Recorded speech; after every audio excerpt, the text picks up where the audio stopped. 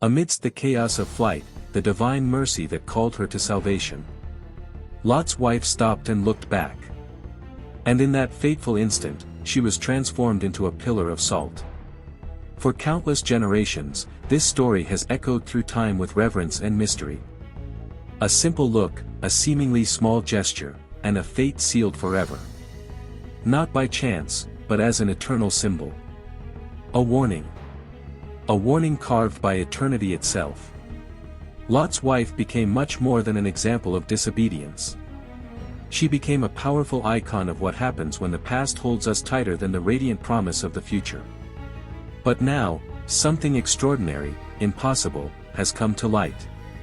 And this time it's not allegory. It's real.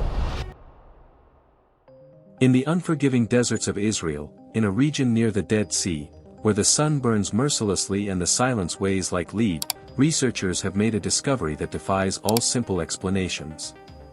A column of salt. But not just any natural formation shaped by the randomness of the elements. A figure, human.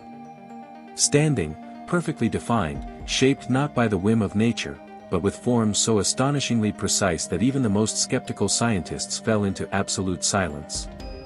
That mysterious formation stood exactly, in the spot that, since the most ancient times, has been identified as the place where Lot's wife looked back for the last time.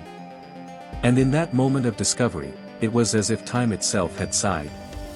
As if the dust of millennia had risen to reveal something that eternity insisted on preserving against all odds. There was not just biblical poetry there. There was petrified memory. Not statues created by skilled human hands. But a natural testimony, shaped by the earth itself, preserved by eternal salt, sustained by the power of prophecy. The impossible coincidence between the exact location, the unmistakable human form, and the ancient meaning, cannot be treated lightly. Because when a biblical account thousands of years old meets a modern discovery of such astonishing precision, something much greater happens. The rigid boundaries between faith and science, between sacred history and physical evidence, begin to dissolve like snow in the sun. And a profound, undeniable feeling takes hold of everyone, something truly transcendent has returned to the surface of our world. But to grasp the full weight of this extraordinary revelation, one must return, not just in thought, but in spirit, to the place where it all began. Long ago, in that same arid region, two cities flourished, now shrouded in divine judgment and eternal mystery, Sodom and Gomorrah. Names that evoke absolute corruption, moral decay, rebellion against the sacred. According to the Bible, its inhabitants exchanged the sacred for the most disordered desires, completely abandoning justice to embrace total depravity. And the cry of their wickedness rose to the very heavens. And then, God responded with justice. But even in the midst of imminent and inevitable destruction, there was grace. Inexplicable mercy. God sent heavenly angels to Lot's house with a clear and urgent message: leave now. Flee without delay. Take your family. But do not look back, ever. It was a simple instruction in words, but charged with absolute heavenly urgency. An invisible, but real, line drawn between eternal salvation and divine judgment. And then, came the decisive moment. In the last stage of her desperate flight, with the destructive fire behind and bright hope ahead, she hesitated. She looked back. Perhaps out of deep longing. Perhaps out of inconsolable grief. Perhaps because she could not leave behind what she once called home, her life, her identity. And in that simple gesture, a turn of her head that lasted seconds, her fate was sealed forever. It was not conscious rebellion. It was not deliberate blasphemy. It was a silent, almost unconscious attachment to her family's past. A look that revealed where her true heart still resided. The path to salvation lay before her, open, clear, traced by God's own mercy. But she looked back. And in that fatal gaze, the deepest, most painful truth was revealed: her faith was still bound, tied to what was being rightly destroyed. And then, came the salt. The eternal freezing. The irreversible transformation. Not as a cruel punishment from a vengeful God, but as an eternal testimony for all generations. A statue not carved by human hands, but raised by history itself as a living reminder of the terrible price of divided devotion. In that still, silent figure, time recorded not just a human error, but a powerful warning: when we hesitate between God's clear call and the invisible bonds of the past, we can lose both forever. As the long centuries passed, many dismissed this account as an ancient myth, as a moral fable, as a devotional allegory with no historical basis. But time has its own mysterious ways of speaking. And sometimes, the earth itself rises to bear witness. At the western end of the Dead Sea, right at the foot of Mount Sodom, geologists and archaeologists found this column of salt with a surprisingly, undeniably human shape. Alone. Standing tall against the sky. Silent. Yet crying out with an ancient force that spans millennia. What they saw there was not just an interesting geological curiosity. It was an ancient echo. A powerful symbol that has resurfaced to remind this generation that the choices we make with our hearts shape our eternal destiny. What the archaeologists found there was not human sculpture. It was not carefully planned art. It was nature itself speaking with a prophetic voice. The formation did not come from the skillful hands of men nor the inspired talent of a genius sculptor.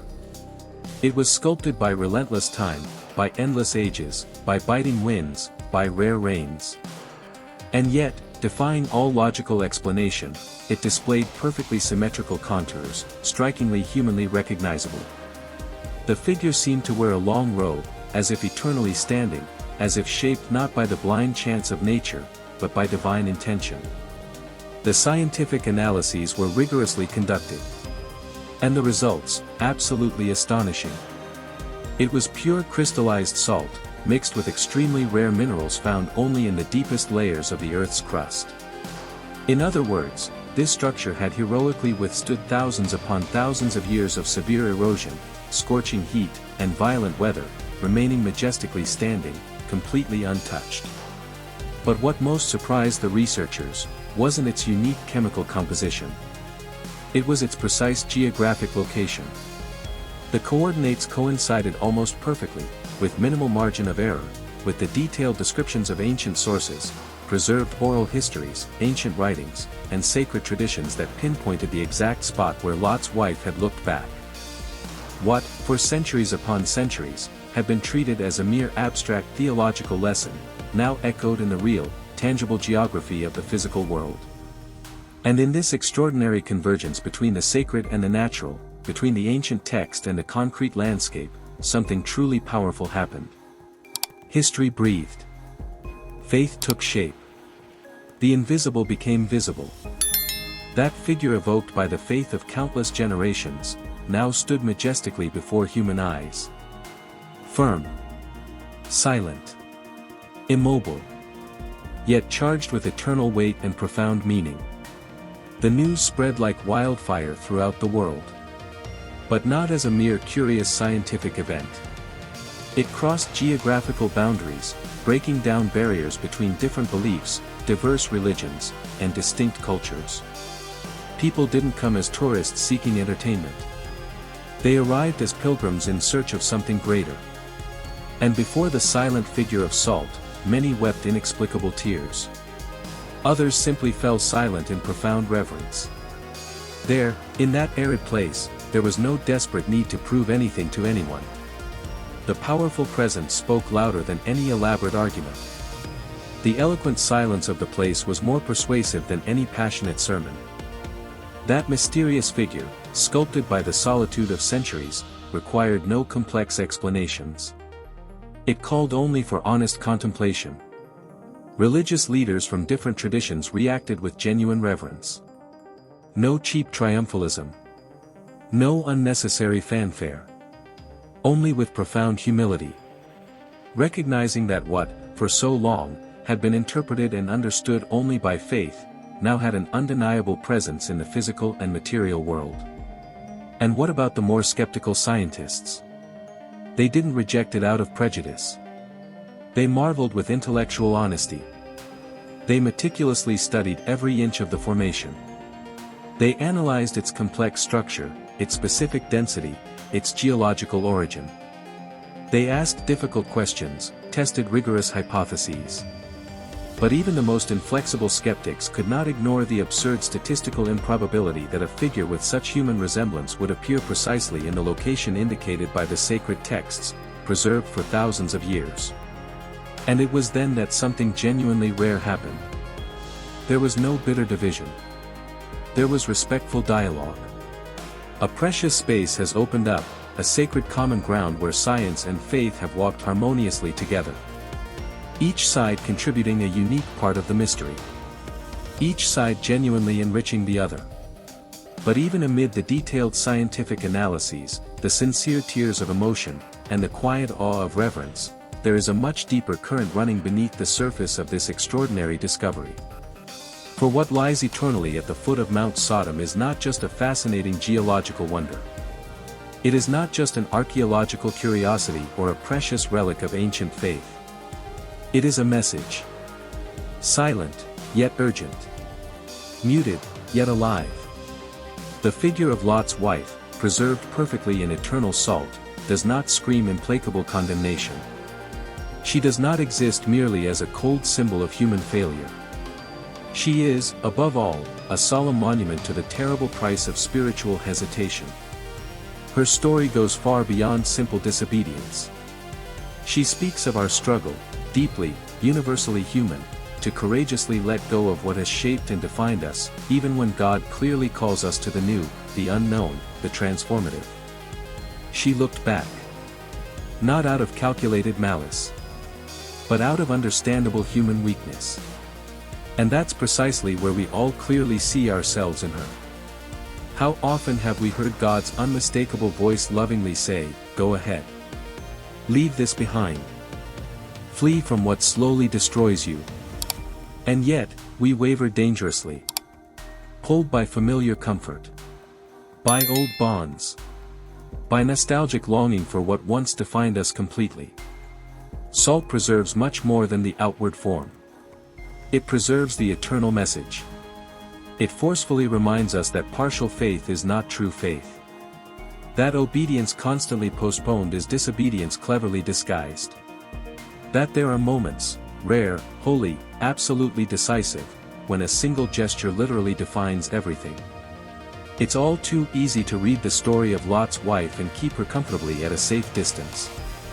To see her as a warning, a figure from ancient and distant times, marked by choices we thought we'd never make. But, when we stop long enough to truly feel the emotional weight of what she experienced, something fundamental begins to shift within us. We stop seeing her as strange and distant, and begin to clearly recognize ourselves in her. The question isn't about an ancient story. It's about you. What is God asking you, with infinite love, to let go of forever? What painful fragments of the past still desperately ask for your last nostalgic glance? Let this eternal silhouette of salt, shaped by time and divine mercy, speak directly to your soul. Not to frighten you with threats, but to awaken you with love. Lift your weary eyes. From the dust to the infinite sky. From yesterday to eternity. Because moving forward courageously is the only path that truly leads to the promise. The same voice that called Lot with urgency, still calls you today. Not with terrifying thunder. Not with paralyzing fear. But with liberating truth, infinite tenderness, and transformative grace. There is something sacred waiting ahead. But to get there, we cannot look back. If this story touched your heart deeply, don't keep it to yourself. Share it with love, you might transform the life of someone you love. Comment with your reflections and leave suggestions for future videos. This message is not the end of the journey. It is only the glorious beginning. We are with you on this journey. May God bless you abundantly.